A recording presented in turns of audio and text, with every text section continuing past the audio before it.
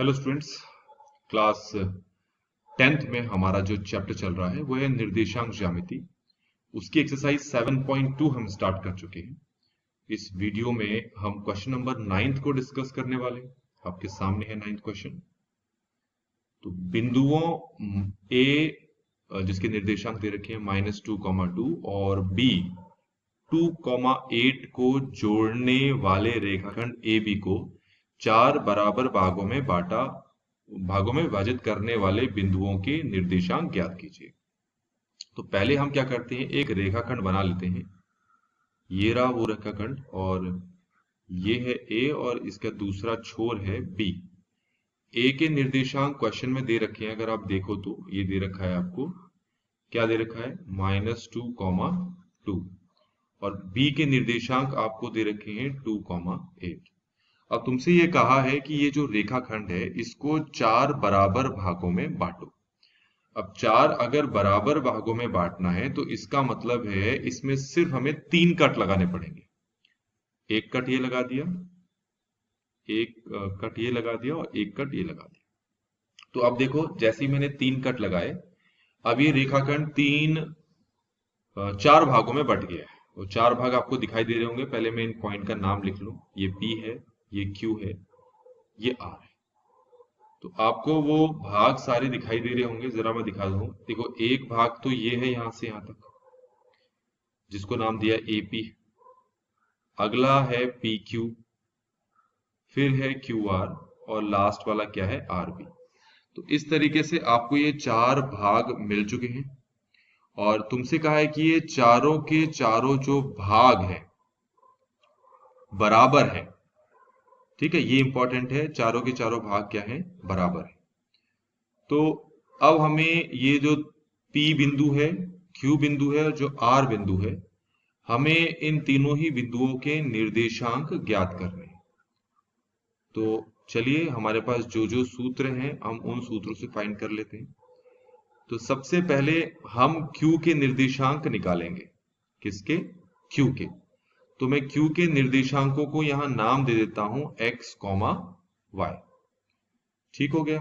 अब आपको एक चीज बहुत अच्छे तरीके से समझ में आ जानी चाहिए कि ये जो Q है इसकी दूरी A से जितनी है उतनी ही इसकी दूरी कहां से है, B से है।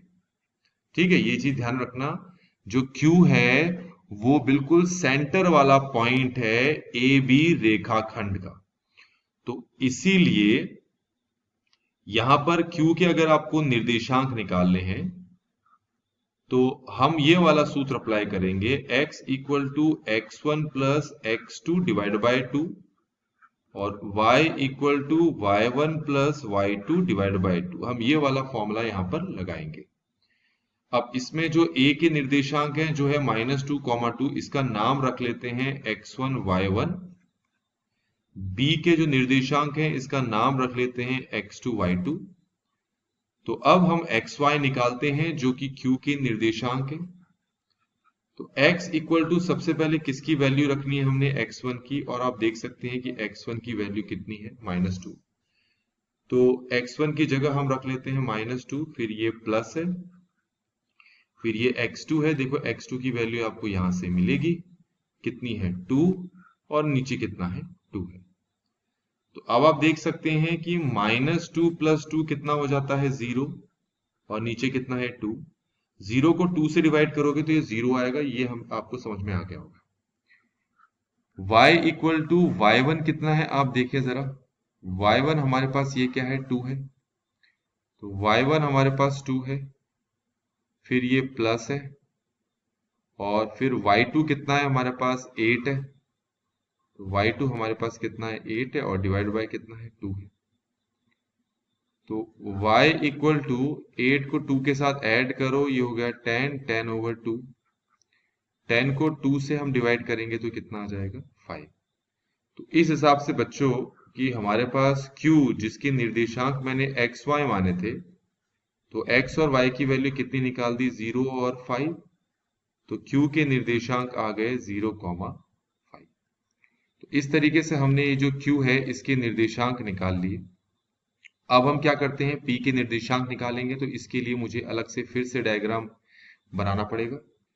तो हमने अभी Q के निर्देशांक निकाले थे, तो अब हम क्या करते हैं, P के निर्देशांक निकालते हैं। क्योंकि ए बी चार बराबर हिस्सों में बटे हैं जिनको P, Q और R ने बांटा है, तो डायग्राम में आप साफ साफ देख सकते हैं कि जो P है वो A और Q का जो है वो मध्य बिंदु है। P किसका मध्य बिंदु है, A और Q का, AQ रेखाखंड का। तो इसीलिए अब P के निर्देशांक अगर निकालने हैं तो पहले ही मैंने उसका नाम XY रख लिया है। A के निर्देशांकों को नाम दे देता हूं X1 Y1 और Q के निर्देशांकों को नाम दे देता हूं मैं X2 Y2। तो अब मध्य बिंदु वाला जो फॉर्मूला है वो लगाना पड़ेगा, x equal to x1 plus x2 divide by 2 और y equal to y1 plus y2 divide by 2। इस फॉर्मूले से हम P के निर्देशांकों को निकालेंगे। तो चलिए स्टार्ट करते हैं इसमें। सबसे पहले देखिए हमें यहाँ किसकी वैल्यू रखनी है, x1 की, और x1 हमारे पास कितना है, -2। तो x बराबर आ जाएगा -2 प्लस x2 की वैल्यू कितनी है हमारे पास, 0। तो ये 0/2। अब इसके बाद क्या करना है, -2 प्लस 0 कितना हो गया, -2/2। 2 को 2 से डिवाइड करोगे तो आएगा 1, साथ में माइनस है तो -1। तो इस तरीके से हमारे पास x की वैल्यू आ गई। अब y की वैल्यू निकाल लेते हैं। तो उसके लिए आपको y1 और y2 इन दोनों की वैल्यूज रखनी पड़ेगी। यहाँ पर y1 की वैल्यू कितनी है, ये देखो यहाँ पर कितनी है, 2 दे रखी है, और y2 की वैल्यू कितनी है, 5 है। तो y1 की जगह 2 रख लेता हूं और y2 की जगह मैं 5 रख लेता हूं, नीचे मेरे पास 2 है। तो y इक्वल आ गया 2 प्लस 5 कितना हो गया, 7। तो 7/2 आ गया। तो अब आप देख सकते हैं जो P है जिसके निर्देशांक मैंने x, y माने थे, तो x की वैल्यू आ गई -1 और y की वैल्यू आ गई 7/2। तो इस तरीके से बच्चों चेक भी कर लेना आप। इस तरीके से हमने P के निर्देशांक निकाल लिए। अब हम क्या निकालेंगे, R के निर्देशांक निकालेंगे और इसका हमें फिर से डायग्राम बनाना पड़ेगा यहाँ पर एक। तो अब तक हम ऊपर P के निर्देशांक निकाल चुके हैं जो कि -1, 7/2 आया था। Q के निर्देशांक निकाल चुके हैं जो कि 0, 5 आया था। तो अब हम यहाँ पर R के निर्देशांक निकालेंगे। तो R के निर्देशांकों को मैंने नाम दे दिया x, y, और यहां पर हमारे पास ये B के निर्देशांक भी है। अब क्योंकि AB रेखाखंड को 4 बराबर हिस्सों में बांटा है, तो ये वाला हिस्सा और ये वाला हिस्सा भी आपस में क्या है, बराबर। तो उस कारण से R जो है वो QB का क्या है, मध्य बिंदु है। तो आपको अगर R के निर्देशांक निकालने हैं तो उसके लिए मध्य बिंदु का फॉर्मूला लगाना पड़ेगा जो कि होगा x1 plus x2/2, y equal to y1 plus y2/2। अब अगर ये फॉर्मूला हमें लगाना है तो उसके लिए क्या करना पड़ेगा, ये जो Q है इसी निर्देशांकों को नाम दे देता हूं मैं x1 y1 और B के निर्देशांकों को नाम देता हूं मैं x2 y2। तो आप देख सकते हैं सॉल्व करने के लिए हमने क्या कर लिया। तो चलिए फॉर्मूला तो हमने लिख लिया है, सॉल्व करते हैं। x इक्वल टू, देखो ये क्या लिखा है x1 और ये क्या लिखा है x2। तो x1 तो हमारे पास ये देखो 0 है और x2 हमारे पास ये देखो कितना है, 2। तो ये हो जाएगा 0 प्लस 2/2 और 0 प्लस 2 होता है 2, 2/2 कितना हो गया, 1।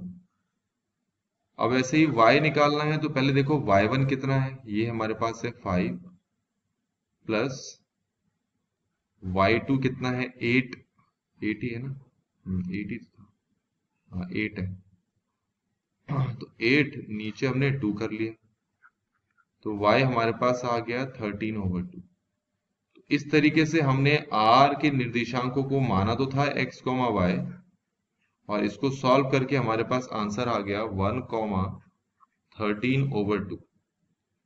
तो R के निर्देशांक हमने ये निकाल लिए, Q के निर्देशांक भी निकाल लिए, P के निर्देशांक भी हमने निकाल लिए। हमने P, Q और R तीनों ही बिंदुओं के निर्देशांक निकाले मध्य बिंदु सूत्र से।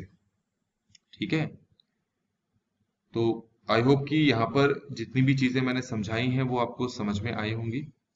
Thanks for watching.